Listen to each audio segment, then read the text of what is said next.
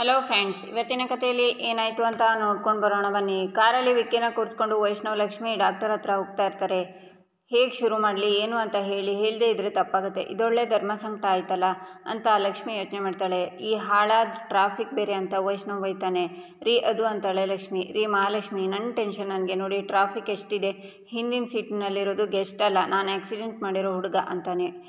ಅದೇ ರೀ ಆ ಹುಡುಗ ಅಂತ ಲಕ್ಷ್ಮಿ ಸುಮ್ಮನಾಗ್ತಾಳೆ. ನಂತರ ಲಕ್ಷ್ಮಿ, ರೀ ನಾನು ನಿಮ್ಮ ಹತ್ರ ಏನೋ ಮಾತಾಡಬೇಕಿತ್ತು ಅಂತಾಳೆ. ಮಾತಾಡೋಕ್ಕೆ ಏನಿದೆ ಮಹಾಲಕ್ಷ್ಮಿ, ಮನೆಯಿಂದ ಹೊರಟಾಗಿಂದ ನಾನು ನಿಮ್ಮ ಹತ್ರ ಹೇಳ್ತಿದ್ದೀನಿ, ನಿಮ್ಮ ಹತ್ರ ಮಾತಾಡೋಕ್ಕೆ ಏನು ಉಳಿದಿಲ್ಲ. ಆವಾಗಲಿಂದ ಮಾತು ನಿಮ್ಮ ಹುಡುಗಾಟಕ್ಕೆ ಏನಾಯಿತು ಅಂತ ನೋಡಿದ್ರಲ್ಲ, ನಿಮ್ಮಿಂದ ನಾನು ಬ್ಯಾಲೆನ್ಸ್ ಕಳ್ಕೊಂಡೆ, ಆಕ್ಸಿಡೆಂಟ್ ಆಯಿತು, ನಮ್ಮ ಪುಣ್ಯ, ಅಷ್ಟು ದೊಡ್ಡ ಅನಾಹುತ ಏನಾಗಿಲ್ಲ. ಇಷ್ಟೆಲ್ಲ ಆದಮೇಲೂ ಮಾತಾಡಬೇಕು ಅಂತಿರಲ್ಲ ರೀ, ನೀವೇನು ಕೇಳೋದು ಬೇಡ, ಕೇಳಿಸ್ಕೊಳ್ಳೋದು ಇಲ್ಲ ನಾನು. ಇದೆಲ್ಲ ತಲೆನೋವು ಕಡಿಮೆ ಆಗೋವರೆಗೂ ದಯವಿಟ್ಟು ಸುಮ್ಮನಿರಿ ಅಂತಾನೆ ವೈಷ್ಣವ್. ಅಲ್ಲ ರೀ ಅಂತಾಳೆ ಲಕ್ಷ್ಮಿ. ಸುಮ್ಮನಿರಿ ಅನ್ನಲ್ಲ ಅಂತ ಕೂಗ್ತಾನೆ ವೈಷ್ಣವ್. ಲಕ್ಷ್ಮಿ ಸುಮ್ಮನಾಗ್ತಾಳೆ.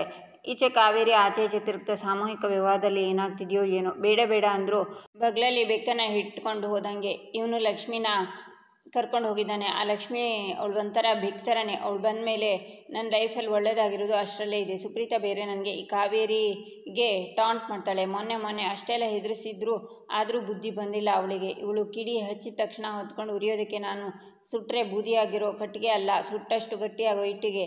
ಕಾಲವನ್ನು ತಡೆಯೋರು ಯಾರೂ ಇಲ್ಲ. ಯಾವ ಕಾಲ ಇದು? ನನ್ನ ಕಾಲ, ನಾನು ಆಡಿಸೋ ಹಾಗೆ ಆಡೋ ಕಾಲ. ಈ ಕಾಲಡಿಯಲ್ಲಿ ಮೆಟ್ಟಿ ನಿಂತ್ಕೊಂಡಿದ್ದೀನಿ. ನಿಲ್ಲು ಅಂದಾಗ ನಿಲ್ಲಬೇಕು ಅಷ್ಟೇ. ನೀನೇನೋ ದೊಡ್ಡ ಪ್ಲ್ಯಾನ್ ಮಾಡಿದೆಯಲ್ಲ ಸುಪ್ರೀತಾ, ಅದು ಆಗೋದಕ್ಕೆ ನಾನು ಬಿಡಲ್ಲ. ನಾನು ಅಲ್ಲಿಗೆ ಹೋದರೆ ಪುಟ್ಟ ಬೇಜಾರು ಮಾಡ್ಕೋತಾನೆ. ಏನು ನಡೆದಿದೆ ಅಂತ ನನಗೆ ಗೊತ್ತಾಗದೇ ಇದ್ದರೆ ನಾನು ಪರದಾಡ್ತೀನಿ. ಚಿಂಗಾರಿಗೆ ಈ ಥರ ಕದ್ದು ಮುಚ್ಚಿ ಇಣ್ಕೋ ಕೆಲಸ ಚೆನ್ನಾಗಿ ಮಾಡ್ತಾಳೆ. ಅವಳನ್ನೇ ಕಳಿಸ್ತೀನಿ. ನನಗೆ ಬೇಡದೆ ಇರೋದು ಏನು ನಡೆದ್ರು ಅದಕ್ಕೆ ಅಡ್ಗಾಲು ಹಾಕೋದಕ್ಕೆ ಅವಳೇ ಸರಿ ಅಂತ ಫೋನ್ ತೊಗೊಂಡು ನೋಡುವಾಗ ಅದರಲ್ಲಿ ವಿಧಿ ಫೋಟೋ ನೋಡಿ ಶಾಕ್ ಆಗ್ತಾಳೆ. ಈಚೆ ಹಾಸ್ಪಿಟಲ್ನಲ್ಲಿ ಲಕ್ಷ್ಮಿ ಹತ್ರ ನರ್ಸ್, ಟ್ರೀಟ್ಮೆಂಟ್ ಶುರುವಾಗಿದೆ, ಏನೂ ತೊಂದರೆ ಇಲ್ಲ ಅಂತಾಳೆ. ಸರಿ ಅಂತಾಳೆ ಲಕ್ಷ್ಮಿ. ಬಿಲ್ ಪೇ ಆಯಿತಾ ಅಂತಾಳೆ ನರ್ಸ್. ಪೇ ಮಾಡೋಕ್ಕೆ ಹೋಗಿದ್ದಾರೆ ಅಂತಾಳೆ ಲಕ್ಷ್ಮಿ. ಪೇ ಆದಮೇಲೆ ರಿಸಿಪ್ಟ್ ಕೊಟ್ಬಿಡಿ ಅಂತಾಳೆ ನರ್ಸ್. ಆಯಿತು ಅಂತಾಳೆ ಲಕ್ಷ್ಮಿ. ಅಲ್ಲೇ ಕೂತ್ಕೊಂಡು ಲಕ್ಷ್ಮಿ, ಹಣೆ ಬರ, ಈ ಹುಡುಗ ಯಾವಾಗಲೂ ನನ್ನ ಕೈಗೆ ಸಿಕ್ಕಾಕೋತಾನೆ. ಅವತ್ತು ಇವರಿಬ್ಬರನ್ನ ಪೊಲೀಸ್ ಸ್ಟೇಷನ್ನಲ್ಲಿ ನೋಡಿದ ಮೇಲೆ ಕೀರ್ತಿ ಕಾಣೆಯಾದರು ಅಂತ ನಾನು ಈ ವಿಷಯನೇ ಮರೆತುಬಿಟ್ಟಿದ್ದೆ. ಆಮೇಲೆ ಏನೇನೋ ಆಗೋಯ್ತು. ಇಲ್ಲ ಅಂದಿದ್ರೆ ಅವತ್ತೇ ಈ ವಿಷಯನ ವೈಷ್ಣವ್ ಅವರಿಗೆ ಗೊತ್ತು ಮಾಡ್ತಿದ್ದೆ. ಈಗ ನನಗೆ ಎಲ್ಲ ಗೊತ್ತಿದ್ದು ಸುಮ್ಮನೆ ಇರೋಕ್ಕಾಗಲ್ಲ. ಇದೇ ವಿಷಯನ ವೈಷ್ಣವ್ಗೆ ಹೇಳಿಬಿಡ್ತೀನಿ. ನಾನು ಇವಾಗ ಏನೇ ಹೇಳಿದ್ರು ಇವರು ಇದನ್ನೇ ಹೇಳ್ತಾರೆ. ಇಷ್ಟು ದಿನ ಯಾಕೆ ಮುಚ್ಚಿಟ್ರಿ ಅಂತ. ನಾನು ಮುಚ್ಚಿಟ್ಟಿದ್ದಲ್ಲ, ಆದರೆ ಹೇಳೋ ಸಂದರ್ಭನೇ ಬಂದಿರಲಿಲ್ಲ. ಏನಾದರೂ ಆಗಲಿ ಈ ವಿಖ್ಯಾತ ವಿಷಯನ ನಾನು ವೈಷ್ಣವ್ ಅವರಿಗೆ ಹೇಳಿಬಿಡ್ತೀನಿ ಅಂತಾಳೆ. ಈಚೆ ಕಾವೇರಿ ಫೋಟೋ ನೋಡಿ, ನನಗೆ ಇಲ್ಲಿ ಅಡಿಯಿಂದ ಮುಡಿಯವರೆಗೆ ಉರಿತಿದೆ. ಇವಳಿಗೆ ಈ ಶೋಕಿ, ನನಗೆ ಪುಟ್ಟನ ಚಿಂತೆ, ಆದರೆ ಇವಳಿಗೆ ಫೋಟೋಶೂಟ್ ಚಿಂತೆ. ಬರ್ತಾ ಇವಳು ಶೋಕಿ ಜಾಸ್ತಿ ಆಗ್ತಿದೆ ಅಂತ ಥಮ್ಸ್ ಅಪ್ ಮೆಸೇಜ್ ಹಾಕ್ತಾಳೆ. ಅದನ್ನು ನೋಡಿ ವಿಧಿ, ನೋಡು ನನಗೆ ಇಷ್ಟೇ ಮರ್ಯಾದೆ, ಈಗ ನನ್ನಮ್ಮ ಇಗ್ನೋರ್ ಮಾಡಿದ್ರೆ ನನಗೆ ಈ ಗೆಟಪ್ ಬೇಡ ಅನ್ನಿಸ್ತಿದೆ. Sushma, I want to change this look ಅಂತಾಳೆ ವಿಧಿ. ಈಚೆ ಗಂಗಾ, ಕಾವೇರಮ್ಮ ಟೀ ಬಿಸಿಯಾಗಿದೆ ಕುಡೀರಿ, ನಿಮಗೋಸ್ಕರ ಶುಂಠಿ ಏಲಕ್ಕಿ ಹಾಕಿ ಮಾಡಿ ತಂದಿದ್ದೀನಿ, ಅಂತಿದೆ ಅಂತ ಹೇಳ್ತಾಳೆ. ಆದರೆ ಕಾವೇರಿ ಫೋನ್ ನೋಡ್ತಾ ಇರ್ತಾಳೆ. ಇದೇನಿದು ಕಾವೇರಿಯಮ್ಮ, ನಾನು ಇಷ್ಟೆಲ್ಲ ಬಿಲ್ಡಪ್ ಕೊಟ್ಟಿದ್ರು ಕೇರೆ ಅಂದೆ ಫೋನ್ ನೋಡ್ಕೊಂಡು ನಿಂತಿದ್ದಾರಲ್ಲ, ಅಂಥದ್ದೇನಿದೆ ಇದರಲ್ಲಿ ಅಂತ ಇಣುಕಿ ವಿಧಿ ಫೋಟೋ ನೋಡಿ ಶಾಕ್ನಿಂದ ಕಪ್ನ ಕೆಳಗೆ ಬೀಳಿಸ್ತಾಳೆ. ಅದು ಒಡೆದು ಹೋಗುತ್ತೆ. ಆಗ ಕಾವೇರಿ ಸಿಟ್ಟಿಂದ, ಏನೇ ಆಯಿತು ನಿನಗೆ ಅಂತಾಳೆ. ಅಯ್ಯೋ ಕಾವೇರಮ್ಮ, ಇದೇನಿದು, ವಿಧಿ ಅಕ್ಕ ಮದುವೆ ಆಗ್ತಿದ್ದಾರೆ ಅಂತಾಳೆ ಗಂಗಾ. ಈಚೆ ವೈಷ್ಣವ್ ಬಂದು, ಮಹಾಲಕ್ಷ್ಮಿ ಬಿಲ್ ಪೇ ಮಾಡಿದ್ದೀನಿ, ರಿಸಿಪ್ಟಲ್ಲಿ ಕೊಡಬೇಕಂತೆ ಕೊಟ್ಬಿಡ್ತೀನಿ. ಅವನು ಯಾರೋ ನಮ್ಮ ಕೈನಲ್ಲಿ ಆರೈಕೆ ಮಾಡಿಸ್ಕೋಬೇಕಿತ್ತೇನೋ, ಸದ್ಯ ಚಿಕ್ಕದಲ್ಲೇ ಮುಗೀತು, ಟೈಮ್ ಆಯಿತು ಹೊರಡೋಣ ಅಂತಾನೆ. ರೀ ನಾನು ನಿಮ್ಮ ಹತ್ರ ಏನೋ ಹೇಳಬೇಕು ಅಂತಾಳೆ ಲಕ್ಷ್ಮಿ. ಮಹಾಲಕ್ಷ್ಮಿ, ನಾನು ಕಾರಲ್ಲೇ ಹೇಳಿದ್ದೀನಿ ನಿಮ್ಮ ಹತ್ರ ಮಾತಾಡೋಕ್ಕೆ ನನಗೇನು ಉಳಿದಿಲ್ಲ ಅಂತ. ನಾವು ಮಾತಾಡೋಕೆ ಇಲ್ಲಿಗೆ ಬಂದಿಲ್ಲ, ನಾವು ಒಂದು ಫಂಕ್ಷನ್ಗೆ ಚೀಫ್ ಗೆಸ್ಟಾಗಿ ಹೋಗ್ತಿದ್ದೀವಿ, ಅಲ್ಲಿ ಹೋಗಿ ಮುಗಿಸ್ಕೊಂಡು ಸೀದಾ ಮನೆಗೆ ಹೋಗ್ತೀವಿ ಅಷ್ಟೇ ಅಂತಾನೆ ವೈಷ್ಣವ್. ರೀ ಅದು ಅಂತಾಳೆ ಲಕ್ಷ್ಮಿ. ನೋಡಿ ನಿಮ್ಮ ರಗಳೆಗೆ ನಾನು ಎಷ್ಟು ಬಿಲ್ ಪೇ ಮಾಡಿದ್ದೀನಿ ನೋಡಿ ಅಂತಾನೆ ವೈಷ್ಣವ್. ನಾನು 2 ಮಾತಾಡಬೇಕು ಕೇಳಿಸ್ಕೊಳ್ಳಿ ಅಂತಾಳೆ ಲಕ್ಷ್ಮಿ. ಅದೇನು ಹೇಳಿ ಅಂತಾನೆ ವೈಷ್ಣವ್. ಆ ಹುಡುಗ ಇದ್ದಾನಲ್ಲ ಅಂತ ಲಕ್ಷ್ಮಿ ಹೇಳುವಾಗ ನರ್ಸ್ ಬಂದು, ಆ ಹುಡುಗ ಇದ್ದಾನಲ್ಲ ನೀವು ಅಡ್ಮಿಟ್ ಮಾಡಿದ್ರಲ್ಲ, ನೋಡಿದ್ರ ಅವರನ್ನು ಅಂತಾಳೆ. ನೋಡಿದ್ರ ಅಂದರೆ ಏನರ್ಥ? ಅವನು ಆ ವಾರ್ಡಲ್ಲಿದ್ದಾನೆ ತಾನೆ, ನೋಡಿ ನಾನು ಬಿಲ್ ಪೇ ಮಾಡಿ ಬಂದಿದ್ದೀನಿ ಅಂತಾನೆ ವೈಷ್ಣವ್. ಇಷ್ಟೊತ್ತು ಇದ್ದ ಸರ್, ನಾನು ಡ್ರಿಪ್ಸ್ ಹಾಕಿದ್ದೆ, ಸ್ಟೋರ್ ರೂಮ್ಗೆ ಹೋಗಿ ಬರೋಷ್ಟರಲ್ಲಿ ಕಾಣಿಸ್ತಿಲ್ಲ, ಅವನು ಓಡಿ ಹೋಗಿರಬೇಕು ಅಂತಾಳೆ ನರ್ಸ್. ಏನು ಹೇಳ್ತಿದ್ದೀರಾ ಅಂತಾಳೆ ಲಕ್ಷ್ಮಿ. ನಾನು ಒಂದ್ಸಲ ನೋಡಿ ಬರ್ತೀನಿ ಅಂತ ನರ್ಸ್ ಹೋಗ್ತಾಳೆ. ನೀವು ಯಾಕ್ರಿ ಇಷ್ಟು ಗಾಬರಿಯಾಗಿದ್ದೀರಾ? ಹೋದರೆ ಹೋಗಲಿ ಬಿಡಿ, ಅವನಿಗೆ ಆರಾಮ್ ಅನಿಸಿರುತ್ತೆ, ಹೋಗಿರ್ತಾನೆ, ಏನೋ ಗೊತ್ತಿಲ್ಲದೆ ಆಕ್ಸಿಡೆಂಟ್ ಮಾಡಿದ್ವಿ, ಕರ್ಕೊಂಡು ಬಂದು ಅಡ್ಮಿಟ್ ಮಾಡಿದ್ವಿ, ಆಯ್ತಲ್ಲ ಅಂತಾನೆ ವೈಷ್ಣವ್. ಆದರೆ ವಿಖ್ಯಾತ್ ಯಾಕೆ ಓಡಿ ಹೋಗ್ತಾನೆ ಅಂತಾಳೆ ಲಕ್ಷ್ಮಿ. ನಿಮಗೆ ಅವ್ರ ಹೆಸರು ಹೇಗೆ ಗೊತ್ತು ಅಂತಾನೆ ವೈಷ್ಣವ್. ಈಚೆ ಕಾವೇರಿ, ತಲೆ ಕೆಟ್ಟಿದೆಯಾ ನಿನಗೆ? 2 ಬಾರಿಸಿದರೆ ತಲೆಗೆ ಹತ್ತಿದೆಲ್ಲ ಇಳಿದು ಬಿಡಬೇಕು. ಮದುವೆ ಅಂತೆ ಮದುವೆ ಅಂತಾಳೆ ಕಾವೇರಮ್ಮ. ಅದು ಅಂತಾಳೆ ಗಂಗಾ. ಮುಚ್ಚೆ ಬಾಯಿಗೆ ಬಂದಂಗೆ ಮಾತಾಡಬೇಡ. ವಿಧಿ ಯಾಕೆ ಮದುವೆ ಆಗ್ತಾಳೆ? ಈಗಲಿನವ್ರು ಗೊತ್ತಲ್ಲ, ರೀಲ್ಸ್ ಅಂತ ಮಾಡ್ತಾನೆ ಇರ್ತಾರೆ.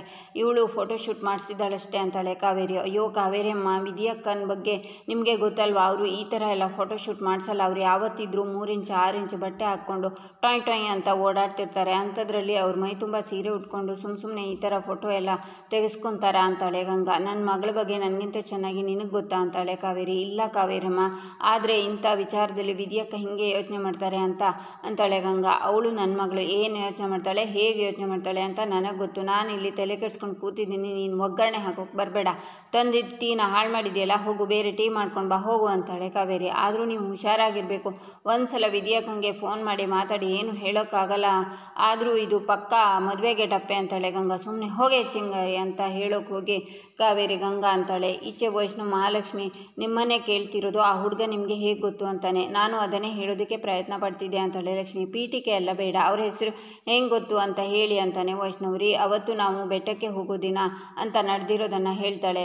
ವಾವ್, ತುಂಬ ಬೇಗ ಹೇಳ್ತಿದ್ದೀರಿ. ಇದು ನಿಮಗೆ ಅಭ್ಯಾಸ ಅಲ್ವಾ ಹೇಳದೇ ಇರೋದು? ಇಷ್ಟೆಲ್ಲ ಆದರೂ ನೀವೇನು ನನಗೆ ಹೇಳೇ ಇಲ್ಲ ಅಂತಾನೆ ವೈಷ್ಣವ್. ಅದಾದಮೇಲೆ ನಾವು ಕೀರ್ತಿ ಕಳೆದೋದ್ಲು ಅನ್ನೋ ಟೆನ್ಷನಲ್ಲಿದ್ವಿ. ಹೇಳೋದಕ್ಕೆ ಸಂದರ್ಭನೇ ಬಂದಿರಲಿಲ್ಲ. ನಾನೇನೇ ಹೇಳಿದ್ರು ವಿಧಿ ಮೇಲಿನ ದ್ವೇಷಕ್ಕೆ ಹೇಳ್ತಿದ್ದೀನಿ ಅಂತ ಅಂದ್ಕೊಳ್ಳೋರು ಅಂತಾಳೆ ಲಕ್ಷ್ಮಿ. ನೀವು ನನಗೆ ಹೇಳಿದ್ರಾ ಅಂತಾನೆ ವೈಷ್ಣವ್. ರೀ, ನಾನು ಹೇಳೋಕ್ಕಂತಾನೆ ಬಂದೆ ಅಂತಾಳೆ ಲಕ್ಷ್ಮಿ. ಹೇಳೋಕ್ಕಂತಾನೆ ಬಂದೆ, ಮೂಡ್ ಸರಿ ಇರಲಿಲ್ಲ, ಟೈಮ್ ಸರಿ ಇರಲಿಲ್ಲ, ಇದಿಲ್ಲ ತುಂಬ ಚೆನ್ನಾಗಿ ಹೇಳೋದನ್ನು ಕಲ್ತಿದ್ದೀರಾ. ಇದನ್ನೆಲ್ಲ ಬಿಟ್ಟು ಬೇರೆ ಏನಾದರೂ ನೆಪ ಇದೆಯಾ ನಿಮ್ಮ ಹತ್ರ ಅಂತಾನೆ ವೈಷ್ಣವ್ರಿ. ಹಾಗಲ್ಲ ರೀ ಅಂತಾಳೆ ಲಕ್ಷ್ಮಿ. ಸಾಕು ಮಹಾಲಕ್ಷ್ಮಿ, ನಿಮ್ಮ ಹತ್ರ ಮಾತಾಡಿ ಪ್ರಯೋಜನವೇ ಇಲ್ಲ ಅಂತ ಹೋಗ್ತಾನೆ ವೈಷ್ಣವ್. ಈಚೆ ಗಂಗಾ, ಕಾವೇರಮ್ಮ ನೀವು ಚಿಂಗ ಅಂತಂದ್ರಿ, ನಾನು ಚಿಂಗ ಅಲ್ಲ ಗಂಗಾ ಅಂತಾಳೆ. ಅಯ್ಯೋ, ಆತುರದಲ್ಲಿ ನಾನು ಚಿಂಗಾರಿ ಬಣ್ಣ ಬಯಲು ಮಾಡ್ತಿದ್ನಲ್ಲ, ಅವಳು ಸಿಕ್ಕಾಕೊಂಡ್ರೆ ನಾನು ಬೀದಿಗೆ ಬರಬೇಕಾಗುತ್ತೆ. ನಾನು ಹುಷಾರಾಗಿರಬೇಕು ಅಂತ ಯೋಚನೆ ಮಾಡಿ ಕೆಮ್ಮಿಸ್ತಾಳೆ ಕಾವೇರಿ. ನೀರನ್ನು ಗಂಗಾ ಕೊಡ್ತಾಳೆ. ನೀರು ಕುಡಿದು ಗಂಗಾ, ಚಿಂಗ ಅಲ್ಲ ಕಣೆ, ಚಿನ್ನದಂಥ ಮಗಳ ಮೇಲೆ ಅನುಮಾನ ಪಡಬೇಡ ಅಂತ ಹೇಳಿದೆ ಅಂತಾಳೆ ಕಾವೇರಿ. ಆದರೂ ಅಂತಾಳೆ ಗಂಗಾ. ಹೋಗೇ ಇಲ್ಲಿಂದ ಟೀ ತಗೊಂಡು ಬಾ ಅಂತಾಳೆ ಕಾವೇರಿ. ಇವರು ಚಿಂಗಾರಿ ಅಂತ ಹೇಳಿದಾಗೈತಲ್ಲ, ಎಲ್ಲೋ ಏನೋ ಮಿಸ್ ಹೊಡಿತಿದ್ಯಲ್ಲ ಅಂತ ಯೋಚನೆ ಮಾಡ್ತಾಳೆ ಗಂಗಾ. ಈಚೆ ವಿಧಿ ವಿಖ್ಯಾತ್ಗೆ ಕಾಲ್ ಮಾಡ್ತಿರ್ತಾಳೆ. ಯಾಕೆ ಟೆನ್ಷನ್ ಆಗ್ತಿದ್ಯಾ ಅಂತಾಳೆ ಫ್ರೆಂಡ್. ಕಾಲ್ ಪಿಕ್ ಮಾಡ್ತಿಲ್ಲ ಅವನು ಅಂತಾಳೆ ವಿಧಿ. ಅರ್ಜೆಂಟಾಗೆ ಮದುವೆ ಆಗೋಕ್ಕೆ ಬಂದಿದ್ಯಾ? ಮದುವೆ ಹುಡುಗ ಕಾಲ್ ಪಿಕ್ ಮಾಡ್ತಿಲ್ಲ ಅಂದರೆ ಟೆನ್ಷನ್ ಆಗಬೇಕಾದ್ದೆ ಅಂತಾಳೆ ಫ್ರೆಂಡ್. ಏನು ಕಿಂಡಲ್ ಮಾಡ್ತಿದ್ಯಾ ಅಂತಾಳೆ ವಿಧಿ. ಕಿಂಡಲ್ ಮಾಡ್ತಿಲ್ಲ, ನೀನು ನಿನ್ನ ಅಮ್ಮನ ಜೊತೆ ಮಾತಾಡೋಕ್ಕೆ ಇದೇ ಟೈಮ್ ಅಂತಾಳೆ ಫ್ರೆಂಡ್. ಮಾತಾಡಿದ್ರು ಏನು ಪ್ರಯೋಜನ ಇಲ್ಲ. ಫೋಟೋ ನೋಡಿ ಥಮ್ಸಪ್ ಮಾಡಿದ್ದಾರೆ ಅಂದರೆ ನಾನು ಇಗ್ನೋರ್ ಮಾಡ್ತಿದ್ದಾರೆ ಅಂತ ತಾನೇ ಅಂತಾಳೆ ವಿಧಿ. ಆಗ ಅಲ್ಲಿಗೆ ವಿಖ್ಯಾತ್ ಬಂದು ಬೇಬಿ ಅಂತ ಕರೀತಾನೆ. ಕೈ ಕಾಲಿಗೆ ಪೆಟ್ಟಾಗಿರೋದನ್ನು ನೋಡಿ ವಿಧಿ ಶಾಕ್ ಆಗ್ತಾಳೆ. ಈಚೆ ಕಾವೇರಿ ಮನೆ ಒಳಗಿರೋ ಪಾಟ್ಗೆ ನೀರು ಹಾಕ್ತಾ, ನನ್ನ ಮನೇಲಿ ನನ್ನನ್ನು ಮೀರಿ ಏನಾದರೂ ನಡೀತಿದ್ಯಾ? ಅನ್ನೋನು ಹಾಗೆಲ್ಲ ಏನೂ ಆಗಲ್ಲ. ನಾನು ಯಾಕೆ ನೆಗೆಟಿವ್ ಯೋಚನೆ ಮಾಡ್ತಿದ್ದೀನಿ? ನನ್ನ ಕಂಟ್ರೋಲ್ ಮೀರಿ ಏನು ನಡೆಯಲ್ಲ, ನಡೆಯೋಕ್ಕೆ ನಾನು ಬಿಡೋದು ಇಲ್ಲ ಅಂತ ಯೋಚನೆ ಮಾಡುವಾಗ ಕಾಲಿಗೆ ಬಂದಿರೋ ನೀರು ಕುತ್ತಿಗೆಗೆ ಬರೋದಕ್ಕೆ ಹೆಚ್ಚಿಗೆ ಸಮಯ ಬೇಕಾಗಿಲ್ಲ ಕಾವೇರಿ ಅಂತ ಅತ್ತೆ ಬರ್ತಾರೆ.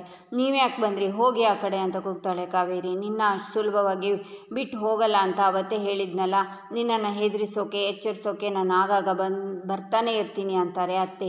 ಈ ಕಾವೇರಿನ ಹೆದರಿಸೋದಕ್ಕೆ ಬದುಕಿದವರಿಂದನೇ ಆಗ್ತಿಲ್ಲ, ಇನ್ನು ಸತ್ತು ದೈವ ಆಗಿರೋ ನಿಮಗೆ ನಾನು ಹೆದರ್ತೀನ ಅಂತಾಳೆ ಕಾವೇರಿ. ಆಗ ಅತ್ತೆ ಜೋರಾಗಿ ನಗ್ತಾಳೆ. ಸುಮ್ಮನೆ ಹೋಗಿ ಇಲ್ಲಿಂದ ಅಂತಾಳೆ ಕಾವೇರಿ. ನೀನು ನಿಂತಿರೋ ನೆಲದ ಕೆಳಗೆ ನೀನೇ ಗುಂಡಿ ತೋಡ್ಕೋತಿದ್ಯಾ ಕಾವೇರಿ? ನೀನು ನಿಂತಿರೋದು ಮಣ್ಣಿನ ಮೇಲೆ, ನೀನು ನಿಂತಿರೋ ಮಣ್ಣು ಕುಸಿದು ನೀನು ಅದ್ರ ಒಳಗೆ ಬೀಳ್ತೀಯ ಕಾವೇರಿ ಅಂತಾರೆ ಅತ್ತೆ. ನಿಮ್ಮ ಪುರಾಣ ನನಗೆ ಬೇಕಾಗಿಲ್ಲ, ಇಲ್ಲಿಂದ ಹೋಗಿ ಅಂತಾಳೆ ಕಾವೇರಿ. ಈಗ ನೀನು ನಾನು ಹೇಳಿದ ಮಾತು ಕೇಳಲಿಲ್ಲ ಅಂದರೆ ನಿನ್ನ ತಲೆ ಕೆಡೋದು ಅಷ್ಟೇ ಅಲ್ಲ, ನಿನ್ನ ಜೀವನನೇ ಕೆಟ್ಟು ಹೋಗುತ್ತೆ. ಒಂದು ದೊಡ್ಡ ಮರ ಹಾಳಾಗೋದಕ್ಕೆ ಒಂದು ದೊಡ್ಡ ಕಾಯಿಲೆ ಬರಬೇಕಾಗಿಲ್ಲ ಕಾವೇರಿ. ಒಂದು ಸಣ್ಣ ಗೆದ್ಲು ಹುಳ ನಿಧಾನವಾಗಿ ತಿಂದು ಇಡೀ ಮರ ಗೆದ್ಲ ಹತ್ತಿ ಬಿದ್ದು ಹೋಗುತ್ತೆ ಅಂತಾರೆ ಅತ್ತೆ. ನೀವು ಮಾತಾಡೋದಾಗಿದ್ದರೆ ಇಲ್ಲಿಂದ ತೊಲಗಿ ಅಂತಾಳೆ ಕಾವೇರಿ. ಈ ಮುಂಡುತನ ಬೇಡ ಕಾವೇರಿ, ಹಠ ಚಟಕ್ಕೆ ದಾರಿ ಮಾಡುತ್ತೆ. ಈಗಲಾದರೂ ಮಾಡಿರೋ ತಪ್ಪನ್ನು ಸರಿ ಮಾಡಿಕೊಂಡು ನಿನ್ನ ಸೊಸೆನ ಮನೆಗೆ ಕರ್ಕೊಂಡು ಬಾ, ಹೋಗ್ತಿರೋ ಪ್ರಾಣನ ಉಳಿಸ್ಕೊಳ್ಬಹುದು ಅಂತಾರೆ ಅತ್ತೆ. ಆಗ ಕಾವೇರಿ ನೋಡಿ ಶಾಕ್ನಿಂದ ನೀನಾ ಅಂತಾಳೆ. ಈಚೆ ಲಕ್ಷ್ಮಿ ಕಾರಲ್ಲಿ, ನೀವು ನನ್ನ ಬಗ್ಗೆ ತಪ್ಪು ತಿಳ್ಕೊಂಡಿದ್ದೀರಾ, ಈ ವಿಷಯ ನಿಮಗೆ ಹೇಳಬಾರ್ದು ಅಂತ ಮುಚ್ಚಿಟ್ಟಿದ್ದಲ್ಲ, ಏನಾಗಿದೆ ಅಂತ ಹೇಳೋಕ್ಕೆ ನನಗೆ ಒಂದು ಅವಕಾಶ ಮಾಡಿಕೊಡಿ. ನೀವು ಅವಕಾಶ ಮಾಡಿಕೊಡ್ಲಿಲ್ಲ ಅಂದರೆ ನಾನು ಹೇಗೆ ನಿಮಗೆ ಅರ್ಥ ಮಾಡಿಸ್ಲಿ? ನೀವು ಅರ್ಧ ವಿಷಯ ತಿಳ್ಕೊಂಡ್ರೆ ನಿಮಗೆ ನನ್ನ ಬಗ್ಗೆ ತಪ್ಪಾಗಿ ಕಾಣಿಸುತ್ತೆ ಅಂತಾಳೆ ಲಕ್ಷ್ಮಿ. ನಾನು ನಿಮ್ಮನ್ನು ಸರಿಯಾಗಿ ಅರ್ಥ ಮಾಡ್ಕೊಂಡಿದ್ದೀನಿ ಅಂತಾನೆ ವೈಷ್ಣವ್. ನೀವು ನನ್ನ ಸರಿಯಾಗಿ ಅರ್ಥ ಮಾಡ್ಕೊಂಡಿದ್ರೆ ನಾನು ಪೊಲೀಸ್ ಸ್ಟೇಷನ್ ವಿಷಯ ಯಾಕೆ ಹೇಳಲಿಲ್ಲ ಅಂತ ಗೊತ್ತಾಗ್ತಿತ್ತು ಅಂತಾಳೆ ಲಕ್ಷ್ಮಿ. ನಿಮ್ಮ ಹತ್ರ ಯಾವಾಗಲೂ ನೆಪ ಇದ್ದೇ ಇರುತ್ತೆ ಅಂತಾನೆ ವೈಷ್ಣವ್. ಒಂದು ಸಲನಾದರೂ ಏನು ಕಾರಣ ಅಂತ ಕೇಳ್ಬೋದಲ್ವಾ ಅಂತಾಳೆ ಲಕ್ಷ್ಮಿ. ನಿಜವಾಗ್ಲೂ ನನಗೆ ಕೇಳೋಕೆ ಇಷ್ಟ ಇಲ್ಲ. ಮುಂದೊಂದು ದಿನ ನಾನು ಹೇಳೋಕೆ ಬಂದಿದ್ದೆ, ನೀವು ಕೇಳಲಿಲ್ಲ ಅಂತ ಕುಂಟ್ ನೆಪ ಮಾತ್ರ ಹೇಳೋದು ಬೇಡ, ಹೇಳಿ ಕೇಳ್ತೀನಿ ಅಂತಾನೆ ವೈಷ್ಣವ್. ಒಬ್ಬ ಅಣ್ಣನಾಗಿ ನೀವು ಅದನ್ನು ಹೇಗೆ ತಗೋತೀರೋ ಅನ್ನೋ ಭಯ ಇತ್ತು, ಅದಕ್ಕೆ ನಿಧಾನವಾಗಿ ಹೇಳ್ಕೋಣ ಅಂತ ಅಂದ್ಕೊಂಡೆ. ಆದರೆ ಮತ್ತೆ ಅದನ್ನೇ ಹೇಳೋಕ್ಕೆ ಅವಕಾಶನೇ ಸಿಗಲಿಲ್ಲ ಅಂತಾಳೆ ಲಕ್ಷ್ಮಿ. ಏನು ಹೇಳೋಕೆ ಹೊರಟಿದ್ದೀರಾ ನೀವು ಅಂತಾನೆ ವೈಷ್ಣವ್. ಆಕ್ಸಿಡೆಂಟ್ ಆಗಿರೋ ಆ ಹುಡುಗ ವಿಧಿ ಪ್ರೀತಿಸಿರೋ ಹುಡುಗ ಅಂತ ಹೇಳಿದರೆ ನೀವು ನಂಬ್ತೀರಾ ಅಂತಾಳೆ ಲಕ್ಷ್ಮಿ. ಆಗ ಶಾಕ್ನಿಂದ ವೈಷ್ಣವ್ ನೋಡ್ತಾನೆ. ಇಲ್ಲಿಗೆ ಈ ಸಂಚಿಕೆ ಮುಕ್ತಾಯವಾಗುತ್ತೆ. ಮುಂದಿನ ಸಂಚಿಕೆಗಾಗಿ ನಮ್ಮ ಚಾನಲನ್ನು ನೋಡಿ ಸಬ್ಸ್ಕ್ರೈಬ್ ಮಾಡಿ, ಲೈಕ್ ಮಾಡಿ, ಶೇರ್ ಮಾಡೋದನ್ನು ಮರಿಬೇಡಿ.